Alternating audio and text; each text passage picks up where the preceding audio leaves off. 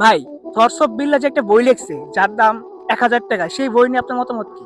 ভাই দেখেন, এইটা তো মূলত পাগলেও বলছে যে একটা বই আমি ১,০০০ টাকা দিয়ে কেন কিনবো, একটা বিষয়। আর দ্বিতীয়ত হচ্ছে সে তার বইয়ের মধ্যে কি এমন লিখছে যা বইয়ের দামটা ১,০০০ টাকা লিখতে হবে।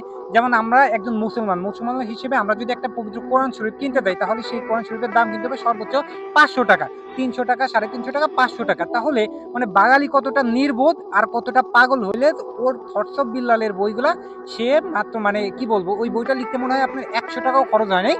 ও কি নিজের রচনা টচনা ইত্যাদি ইত্যাদি লিখে দিছে, সেই বইয়ের দাম ১,০০০ টাকা দিচ্ছে। এখন বাঙালিকে আমার একটা প্রশ্ন, যে আপনাদের মাথায় যদি এতটুকু একটু ব্রেন থাকে, এতটুকু একটু ঘিলু থাকে, তাহলে আপনারা এই ধরনের একটা বইকে কেন ১,০০০ টাকা দিয়ে আপনারা কিনবেন?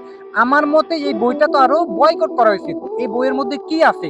এখানে তো দেখেন এই যুব সমাজের মধ্যে বইটা যারা কিনতেছে, এখানে প্রেম প্রীতি ইত্যাদি ইত্যাদি এই ধরনের কথাই তো ভাই লেখা আছে, তাছাড়া তো কোনো কিছু নাই। কিন্তু একটা মানুষ সে কোরআন শরীফ কিনতেছে না, হাদিসের বই কিনতেছে না, সে করতেছে কি আপনার বিভিন্ন প্রকার এই যে থটস অফ বিল্লাহ নাকি হোয়াটস অফ বিল্লাহ, যাই হোক, তার বইগুলা কিনতেছে। তবে একটা কথাই বলবো যে ভাই, এগুলা কিনে বা এগুলা করে কারো কোনো লাভে আসবে না, ফয়দা আসবে না। শুধু শুধু যারা তাকে নিয়ে ভিডিও করতেছে, কথা বলতেছে, শুধুমাত্র ভিউ আসবে।